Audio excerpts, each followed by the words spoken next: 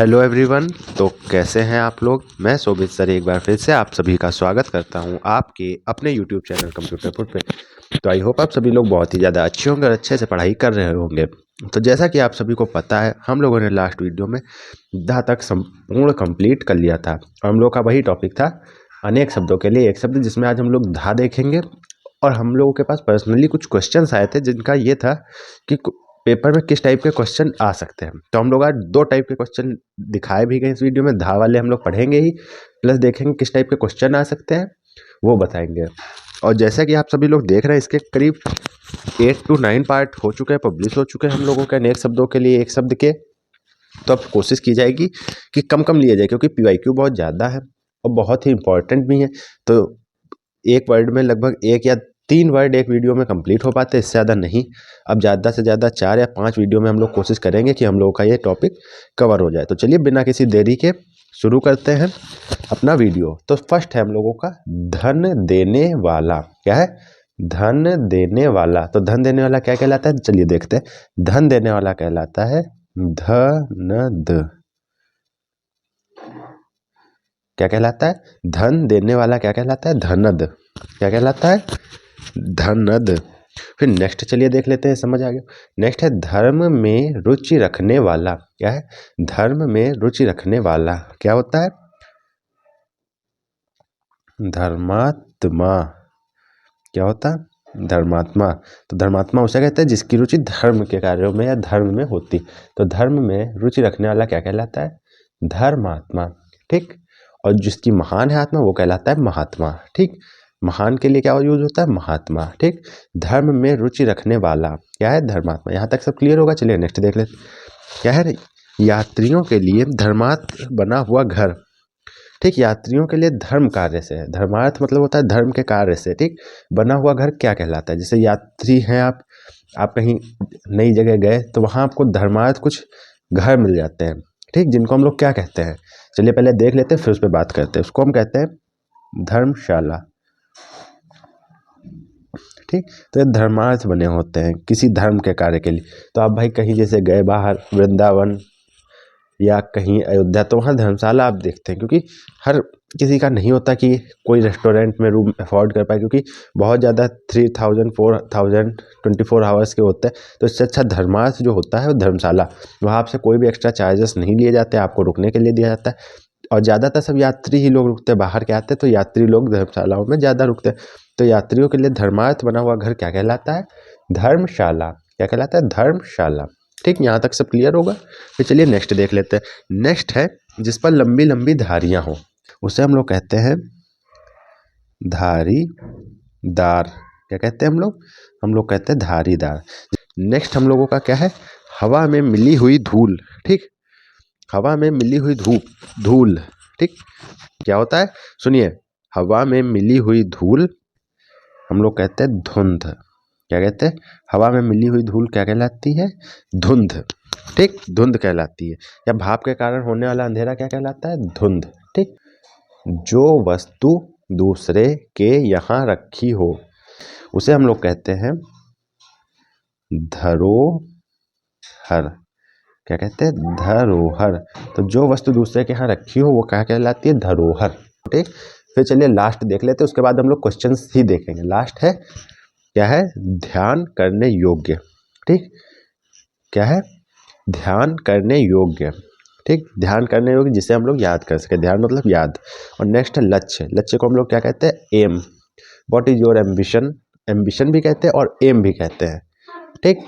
Ambition या M. ठीक। लक्ष्य को तो ध्यान करने योग्य या लक्ष्य, तो उसे हम लोग क्या कहते हैं? उसे हम लोग कहते हैं ध्येय। क्या कहते हैं? ध्येय। तो लक्ष्य को भी ध्येय कहा जाता है, ध्यान करने योग्य को भी हम लोग क्या कहते हैं? ध्येय कहते हैं। तो ये सब थे हम लोगों के आज के धा वाले इतने हम लोगों के अनेक शब्दों के लिए एक शब्द। आई होप आप लोग को समझ आए होंगे। अगर नहीं समझ आए हो तो आप लोग हमारे टेलीग्राम पे पूछ सकते हैं, या आप लोग हमारे व्हाट्सएप नंबर पे मैसेज करके पूछिए, आपको तुरंत रिप्लाई दिया जाएगा। ठीक। अब चलिए क्वेश्चन देख लेते हैं, थोड़े से, ज़्यादा नहीं है, 1-2 क्वेश्चन है, चलिए वो देख लेते हैं, वो भी बहुत ज़्यादा इंपॉर्टेंट है। ठीक। चलिए देखते हैं। तो ये फर्स्ट क्वेश्चन हम लोगों के स्क्रीन पे आप लोगों को दिख रहा होगा। ठीक। पहला क्वेश्चन 10,000 रुपये के लिए आपकी स्क्रीन पे।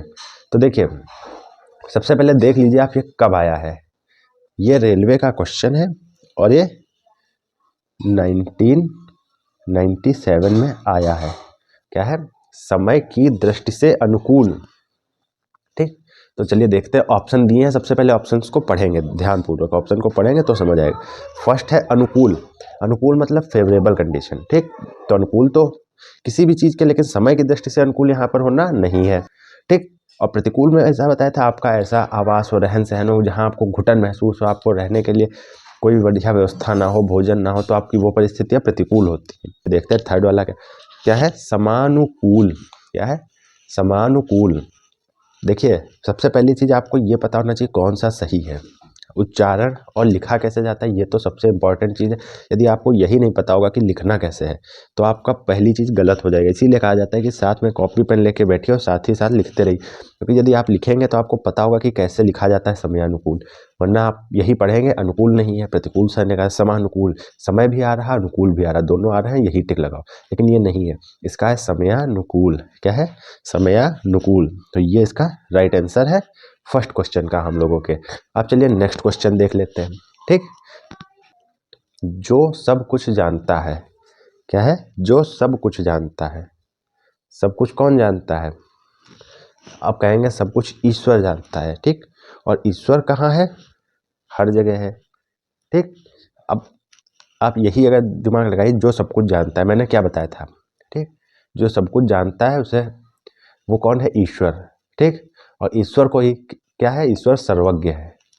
क्या है? ईश्वर सर्वज्ञ है। अब आप खुद ही देख लीजिए, कृतज्ञ का मतलब एहसान से रिलेटेड वाला था, विशेषज्ञ मतलब किसी चीज़ का स्पेशलिस्ट। जैसे आप सभी लोगों ने सुना होगा दंत विशेषज्ञ, पेट रोग विशेषज्ञ, मस्तिष्क विशेषज्ञ, तो ये सब चीज़ें हैं। सर्वज्ञ यही है जो सब कुछ जानता हो। इसका संधि विच्छेद भी क्या था? सर्व प्लस अज्ञ। ठीक, जिसे सारी चीज़ों की जानकारी हो। ठीक, तो सर्वज्ञ, जो सब कुछ जानता है उसे क्या कहते हैं? सर्वज्ञ। क्या कहते हैं? सर्वज्ञ। तो सेकंड क्वेश्चन भी आप लोगों को बिल्कुल क्लियर हो गया, जो सब कुछ जानता है क्या है? सर्वज्ञ। तो दो क्वेश्चन हम लोगों ने कवर कर लिए हैं। ठीक, फिर थर्ड क्वेश्चन भी देख लेते हैं। थर्ड कैसा क्वेश्चन है? थर्ड क्वेश्चन है हम लोगों का वर्णनातीत। ठीक, इसमें कुछ पूछा नहीं गया, खाली वर्णनातीत लिखा है और चार ऑप्शन दे दिए, इनका मतलब बताना है। जैसे ऊपर मतलब था और वर्ड बताना था। ठीक, कि जो सब कुछ जानता है वो सर्वज्ञ, समय की दृष्टि से अनुकूल, समयानुकूल, ये ऊपर हम लोगों ने देखा भी। ठीक, अब इसमें नीचे का एक वर्ड दे दिया, उसका मतलब बताना है। ठीक, ऐसे भी क्वेश्चन आते हैं, तो दो उस टाइप के ले लिए, दो इस टाइप के ले लिए। आगे और भी तरह से पूछते हैं, ऐसे ही नहीं और भी तरह से क्वेश्चन पूछे जाते हैं, वो आगे आप सबको नेक्स्ट वीडियो PYQ में बताए जाएंगे बहुत ही अच्छे से। तो क्या है? वर्णनातीत। अतीत का वर्णन, अतीत मतलब पास्ट।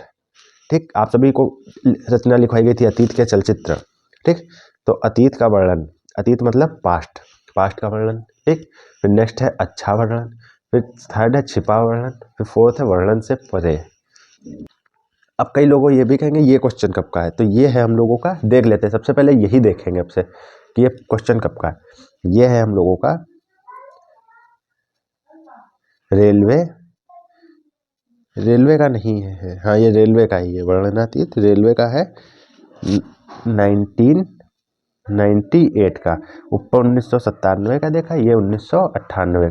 ठीक, तो वर्णनातीत, तो ये रेलवे का क्वेश्चन है। ठीक, फिर चलिए देखते क्या है वर्णनातीत। अतीत का वर्णन वो नहीं, अच्छा वर्णन वो भी नहीं, ये क्या?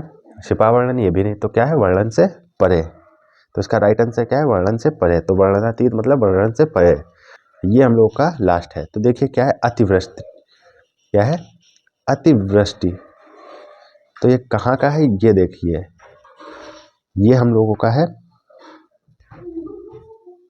अनुवादक, अनुवादक परीक्षा 1999 में आया है ये हम लोगों का। ठीक, सन भी लिख दिया है, कहाँ है? अनुवादक परीक्षा में। तो अतिवृष्टि का मतलब क्या होता है, तो उसका संधिच्छेद करके आपको बताते हैं। तो नॉर्मली संधिच्छेद करेंगे तो अति प्लस वृष्टि। ठीक, अति प्लस वृष्टि। ठीक, यदि अब इसको देख लेते हैं, मतलब देख लेते हैं थोड़ा सा। अति का मतलब क्या होता है? अति का मतलब होता है अत्यधिक। कहा नहीं जाता किसी चीज़ की अति अच्छी नहीं होती, तो अति का मतलब होता है हर चीज़ अच्छी हो, किसी चीज़ को अत्यधिक मात्रा में ना पिए। यदि आप अत्यधिक मात्रा में दवाई भी खाएंगे तो वह भी जहर है। ठीक, तो अति का मतलब होता है अत्यधिक, और वृष्टि का मतलब होता है वर्षा। ठीक, संधि विच्छेद किया सिर्फ इसमें, हम लोगों ने और कुछ किया भी नहीं। ठीक, तो अत्यधिक वर्षा, तो अब सीधे देख लेते हैं क्या। फर्स्ट है अत्यधिक विचार करना, सेकंड अत्यधिक वर्षा हो, थर्ड है अत्यधिक सूखा पड़ना, फोर्थ है अत्यधिक संतुष्ट होना। संतुष्ट, सूखा, विचार कुछ है ही नहीं, इसमें अत्यधिक वर्षा वाला है, तो अत्यधिक वर्षा होना यही हम लोगों का राइट आंसर हो जाएगा।